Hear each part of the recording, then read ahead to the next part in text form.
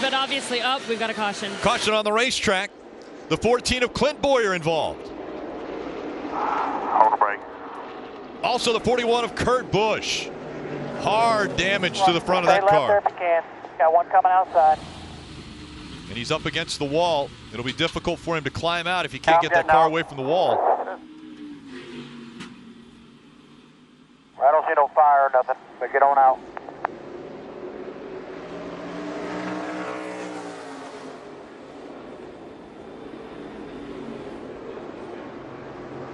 So the caution comes out. Keselowski and Johnson were waiting for this. They were trying to stay on the racetrack for this very opportunity. As you see, Kurt Busch climbing out. Eric Jones also involved. He climbs out of the 77. Yeah, Rick, you brought up Keselowski and Johnson. They didn't think they were in a position to win the race, so they tried something different, staying out as long as they could to try to get fresh tires. Well, oh, wow, Jamie McMurray, the one, has damage to the right front, a flat tire. A lot of moving parts in this accident right here.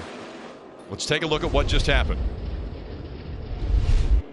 See Clint Boyer comes off the corner, gets loose. Eric Jones is underneath him. Big impact.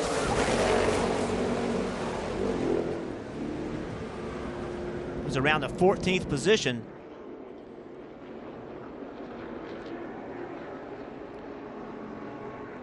Going back across the racetrack, right in front. Yeah, the 41 of Kurt Busch. Big impact. There was a car in front of Clint that got loose. Yes. But that saved it. And that's what drew my attention away from Clint Boyer. But if you look right behind that car, that's where the 14 actually loses control. Yeah, I believe it's Paul Menard that got loose. Wow.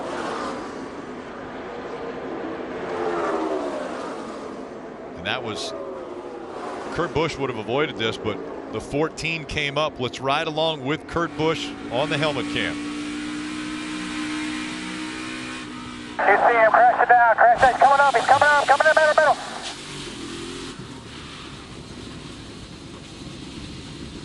Hold the brakes there, bud, when you can. Seen that too many times, Rick. That's wow, as real as it gets.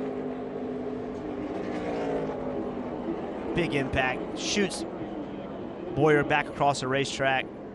Fortunately, to miss the end of that pit wall. Yeah, I know it was another hard impact, but the end of that pit wall would have been another awkward impact as we see the red flag now being displayed, Rick. Yeah, a lot of cleanup's going to have to take place here.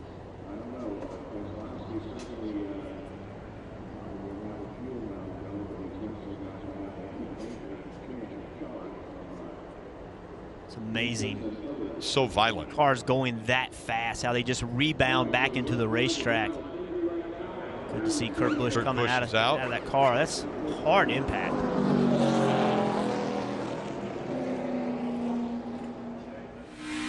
This shot right here, Rick. See him crashing down. Crash test coming up. He's coming up. Coming in the middle.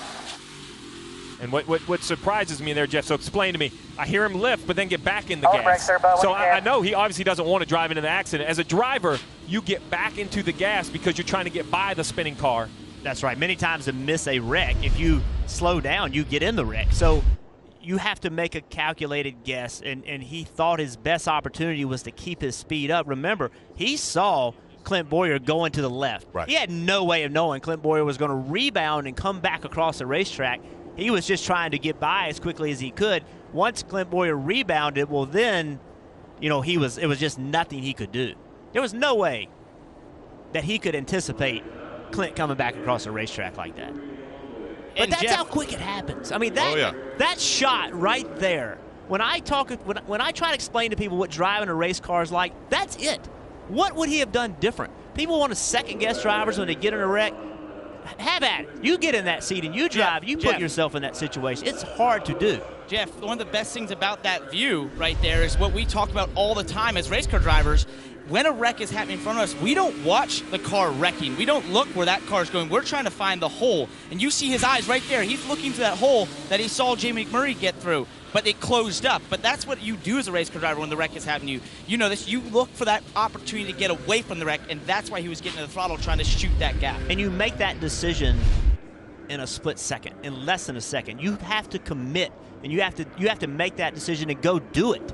And if you hesitate, more times than not, you get in the wreck. So a lot of cleanup taking place on the exit of turn 4. on the front stretch, and so the red flag has been displayed. They will stop the cars with 10 laps to go. So we talked about this. We see the 14 behind the 27, but this bright yellow 27, Jeff, look at the slide he makes off turn 4. I don't know if it's just coincidence, but it's a huge correction right here. And I don't know if that does something to the 14. I mean, the 14 looks like he was in a slide himself, so I'm not sure if they had anything to do with one another, but it was definitely coincidental for sure that they were both sideways at the same time. Well, one thing we do know with this low downforce package is the more cars that are around each other, the worse they drive. And so you have less downforce when a car's on the outside of you, when you're behind other cars. So 4 cars and just one little group right there, those cars, none of those cars were driving very good. Such damage to the 14 of Clint Boyer's car. So remember, getting back to the race, I mean, that's got me, after riding along with Kurt Busch, I feel like I was driving that race car, but getting back to this race, remember we saw Casey Kane hit pit road, and then the caution came out immediately. He stayed in the lead lap. So if everybody in front of him believes tires are more important than track position, Casey Kane could come out and be in the best position to win this race. He pitted on lap 149? Yeah, 149. Matt Kenseth on 132. So there's a lot of people between Matt Kenseth and Casey Kane, but if enough of those people pit, Casey Kane could be in the catbird seat. Well, I mean, if you go down, we know Keselowski and Johnson are coming to pit road. They need fuel and tires. But then it is just such a mixed bag behind them of laps on tires. Trevor Bayne is close on fuel and has some old tires. Kenseth has newer tires, but man, he still has 18 laps on him, and he was running fast laps trying to run down the 6 of Trevor Bayne.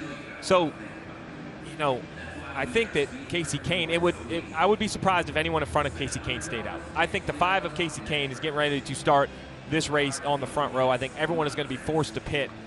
And I think some guys are going to gamble perhaps on 2 tires, which is only going to make Casey Kane's case better, that those other cars he'll start in front of will be on older left side tires. And many of these people's situation and where they are in points and trying to make the playoffs will determine whether they pit or not. So some of these guys have nothing to lose by staying out. And by the way, some of these guys have nothing to lose by pitting. So remember, the end goal is to try to get into the playoffs. Obviously, the best way to do that is win this race. But these strategies are going to be based on what gives them the best chance to win the race and also what gives them the best chance to make the playoffs. We're looking at Tony Stewart coming off of the pit box, team owner for the 14 team for Clint Bowyer. Want to listen into the radio communication from the 48 team of Jimmy Johnson. We had mentioned that he and Brad Keselowski were going to have to either run out of gas or have a caution happen. Well, it did happen. Here's the communications. Save fuel. Save all the fuel you can. We are in critical state here, critical. And that's not critical to make to the end of the race. That's critical to get back to pit road.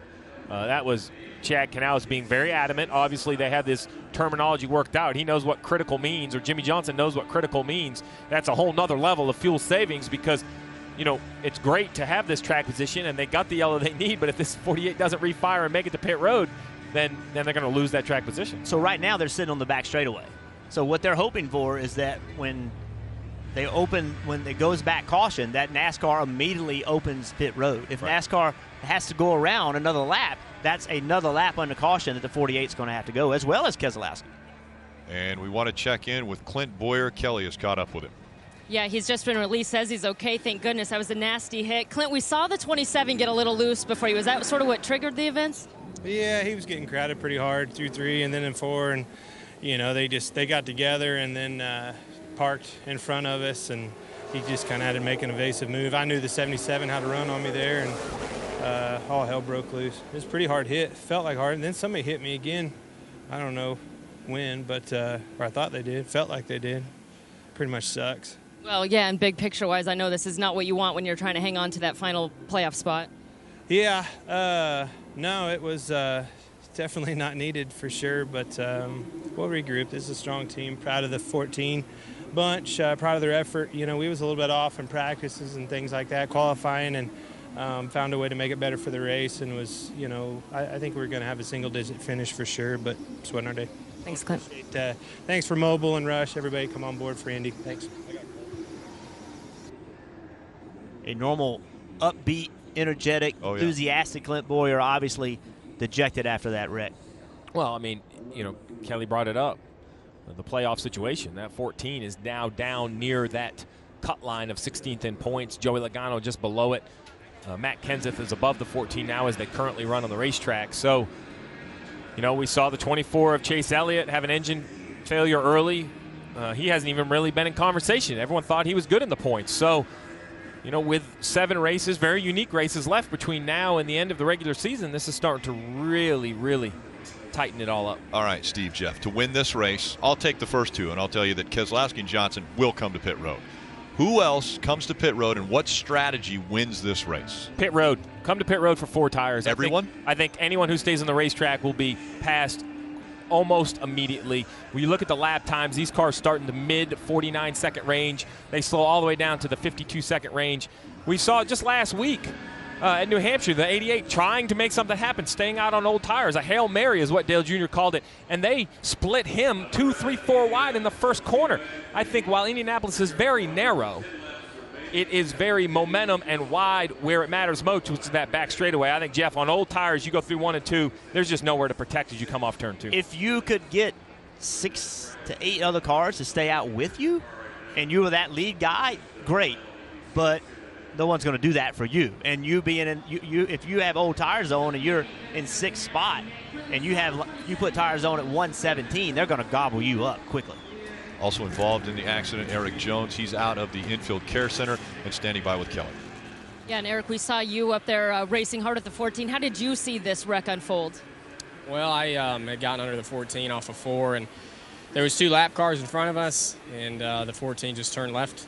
I was at his door almost, and wrecked me and him. Wrecked, looks like the 41 got in it somehow. So, you know, just unfortunate. I don't know. There's just been a lot of stuff like that happen to us this year, and you know, I think with the pit cycle, the way it was going to all work out, we were going to get a top 10 finish. So it's just unfortunate to see it play out like that. But Sport Clips Camry was fast, got better all day. We had a top 5 car. It seemed like at the end of the race, just didn't get to see it all play out.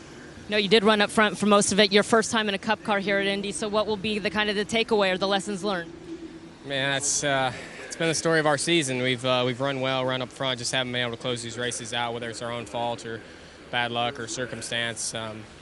So, you know, we can take a lot away from it. I can, at least, you know, the experience and the strategy here that plays out. Indy's a tough place, especially in a Cup car, and I learned a lot for coming back next year. Thank you, Eric. Eric Jones will be behind the wheel of the 20 in 2018, and Matt Kenseth, just documented, he was in a great position.